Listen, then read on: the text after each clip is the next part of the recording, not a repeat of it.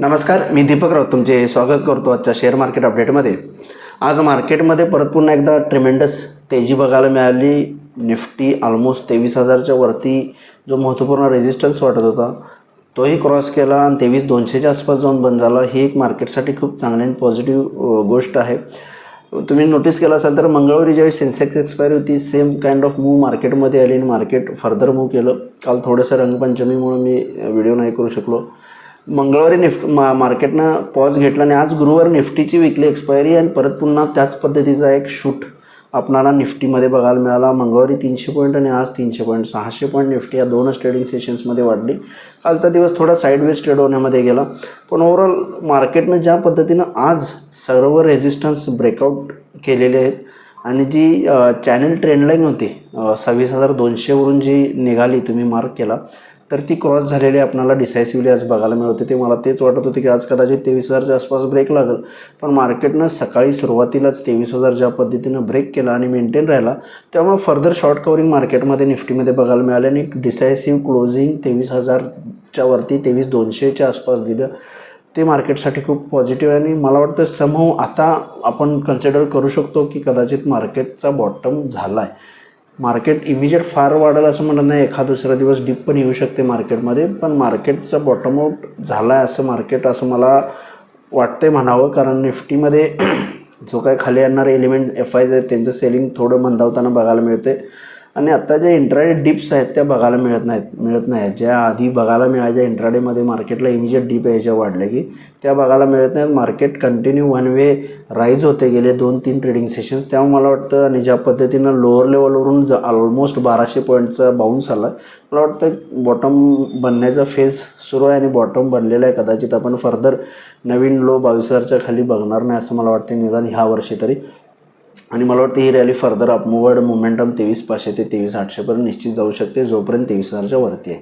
त्यामुळं मार्केटमध्ये फारसं काळजी करण्यासारखं आता वाटत नाही। मार्केटला थोडंसं अप ट्रेंड निश्चितच जागा झाला आहे। उद्याच्या सेशनला बघायला झालं तर विकली सेशन आहे फ्रायडेचा, त्यामुळे निफ्टीला आता नियर टर्ममध्ये 23,000 सपोर्ट आहे। जोपर्यंत 23,000च्या वरती आहे निश्चित निफ्टी 23,500पर्यंत जाऊ शकतं, पण उद्या पर्टिक्युलरली उद्याच्या लेवल बघायचं तर उद्या 23,250 आणि 301 रेजिस्टन्स आहे इमिजिएट बेसिसला। 23,200च्या आसपास बंद आहे, 23,250 300, 23,300च्या वर गेला तर 23,500पर्यंत निफ्टी जाईल। अदरवाईज 23,250 300 स्ट्रॉंग रेजिस्टन्स राहील। लोअर लेवलला 23,000 23,050 एक सपोर्ट आहे थोडंसं, कारण इन बिटवीन भरपूर मला वाटतं मार्केटमध्ये 100-150 पॉईंटचे अप अँड डाऊन स्विंग्स कधीही येऊ शकते। त्यामुळे निफ्टीला लोअर लेवलला 23,000 23,050 स्ट्रॉंग सपोर्ट आहे। हायर लेवलला 23,250 300 स्ट्रॉंग रेजिस्टन्स आहे। 23,300च्या वर गेला तर 23,500पर्यंत निफ्टी उद्याच्या सेशनला राहील, पण ओव्हरऑल जोपर्यंत निफ्टी 23,000च्या वरती आहे निश्चित 23,500पर्यंत जाण्याचे संकेत आहेत, पण 23,300च्या वर गेलं तरच 23,500पर्यंत निफ्टी जाईल।